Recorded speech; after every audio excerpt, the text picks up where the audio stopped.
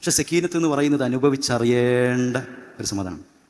ആ സുജൂദിൽ നിന്ന് ആ അബ്ദ് അള്ളാഹുവിനോട് സംസാരിച്ചിട്ട് എണീക്കുമ്പോൾ ആനന്ദ പരമാനന്ദ സായൂജ്യ നിർവൃതിയുടെ അങ്ങേ അറ്റമുള്ള a happiness that is beyond അത് എക്സ്പീരിയൻസ് ചെയ്യുന്നു.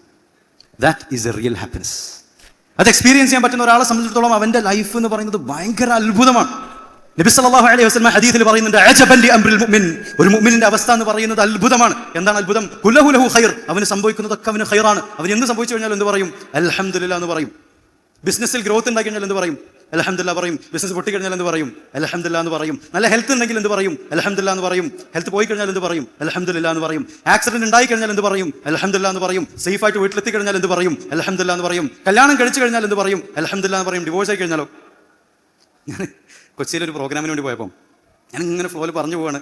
ഒരു സൈഡിൽ ആണുങ്ങളുണ്ട്, മറ്റേ സൈഡിൽ പെണ്ണുങ്ങളുണ്ട്. എല്ലാവരും അൽഹംദുലില്ലാ അൽഹംദുലില്ലാ അങ്ങനെ പറയാണ്. കല്യാണം കഴിച്ച് കഴിഞ്ഞാൽ നിങ്ങൾ എന്ത് പറയുന്നത്? എല്ലാവരും അൽഹംദുലില്ലാ പറഞ്ഞു. ഡിവോഴ്സ് ആയി കഴിഞ്ഞാൽ എന്ത് പറയുന്നത്? എല്ലാ ആണുങ്ങളും അൽഹംദുലില്ലാ പറഞ്ഞു. പെണ്ണുങ്ങളെ നോക്കണം. Anyway, anything that happens in your life you have to be grateful for it. അങ്ങനെ ആകുമ്പോൾ ഭയങ്കര ഒരു ഗ്രാറ്റിറ്റ്യൂഡ് മൈൻഡ് സെറ്റ് വരികയാണ്. It's beautiful.